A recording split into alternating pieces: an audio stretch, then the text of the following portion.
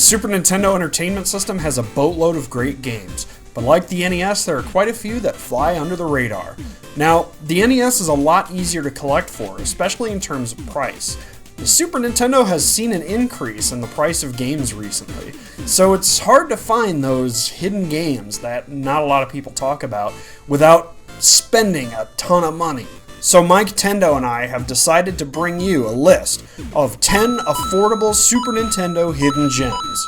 Most of the games on my list sit right around $15, with one exception that kind of exceeds that. If you're looking for stuff that's even cheaper, be sure to check out Miketendo's list right after mine, because he's gonna dig into some even cheaper games than the standard $15 that I set for my video. So let's take a look at my mostly affordable list of Super Nintendo hidden gems. Darius Twin is a side-scrolling shooter that allows you to play with not one, but two players cooperatively. A co-op game is always a great find on the Super Nintendo, but a cheap co-op find is even better. As a one-player game, it's still a lot of fun. It's definitely not the flashiest shmup out there, but I'd say it's still a good game worth the money. The gameplay is pretty standard. You fly through a number of planets and star fields, blasting your way through fish-themed enemies and bosses. Power-ups are plentiful and useful. The game is pretty forgiving as far as shmups go, with a respawn after a death rather than restart the level. And you even get to keep your power-ups. There are also a limited number of continues, meaning that the game still poses a bit of a challenge. It's not a walk in the park, but it's not exactly hard either. I played this game numerous times since picking it up not too long ago. I really enjoy the game as a nice little time killer. I was able to get Darius Twin for about $12, and price charting has it right around $13.50 at the time of recording. Definitely worth a look. If you love Capcom games, Street Fighter, Final Fight, and wrestling, you need to check out Saturday Night Slam Masters. It takes place in the same universe as Street Fighter and Final Fight, making references to characters such as Zangief, and Mike Hagar even appears as a playable character. It's also one of the elusive 4-player SNES games, so as long as you have a Multitapped, you can enjoy a 4-player matchup with your friends.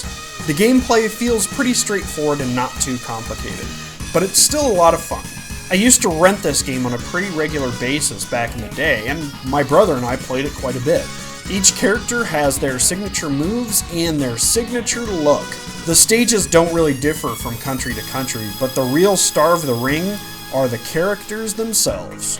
I got lucky and picked this game up at Goodwill for about $5 a couple of years ago. Currently it's sitting at about $17 on price charting. If you're looking for another game to play with your friends, I suggest giving Saturday Night Slam Masters a try. Operation Logic Bomb is an overhead run-and-gun shooter with puzzle elements. I had seen it at one of my local game stores for years, just sitting on the shelf and collecting dust. I didn't really think much of it, until Adam from Replayability had picked up a copy for himself.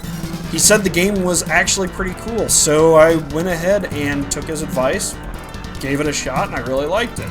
Again, it's an overhead run-and-gun game with multitudes of power-ups to destroy enemies and puzzles to advance through the game. The game is actually pretty hard, at least it has been for me. I haven't gotten too far into it yet, but what I have played is pretty damn cool.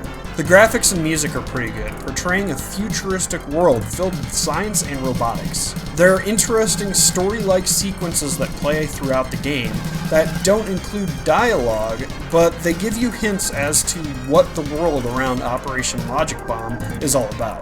Price charting for Operation Logic Bomb currently sits at about $15, but I picked up my copy for $18 because I have not seen it in the area for anything cheaper than that. Actually, one store that I went to had it for $30, and I wasn't gonna pay that. If you're able to get a copy for about $15, I recommend it.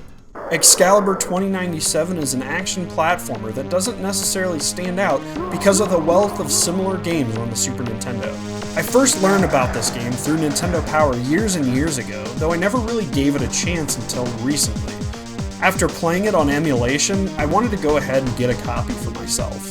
The game is a hack-and-slash style action platformer that has some pretty cool gameplay.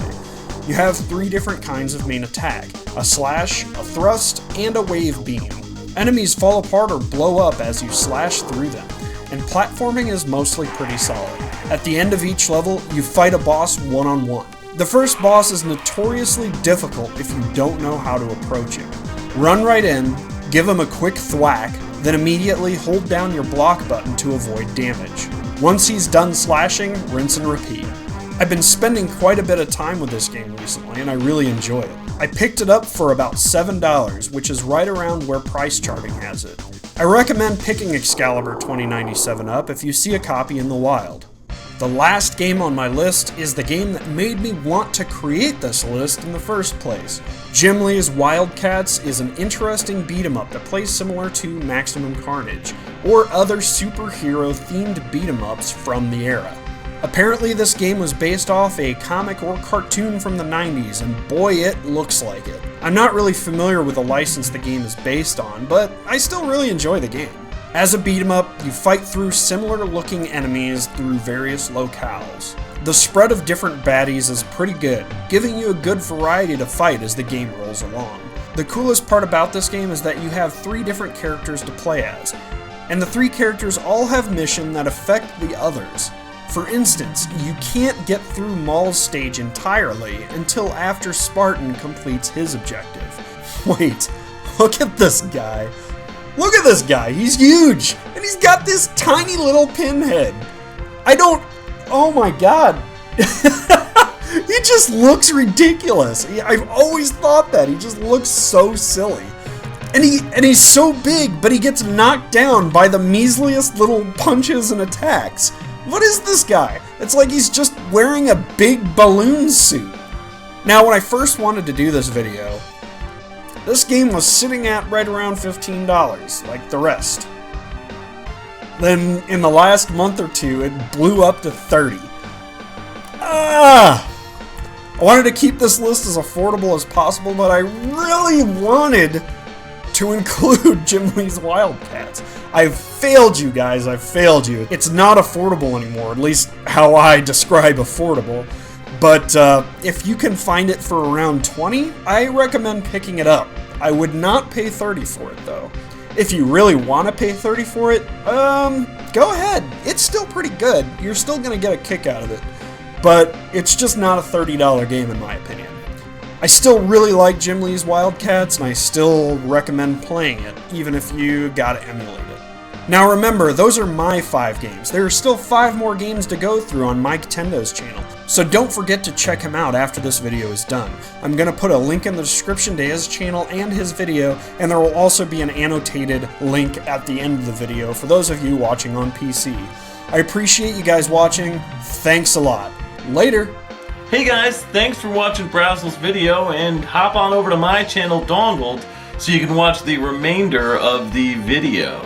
I have the remaining top 5 or top 10, or depending on whose video you watched first. If you watched Brasel the Gamer's video first, head on over to my channel to check it out.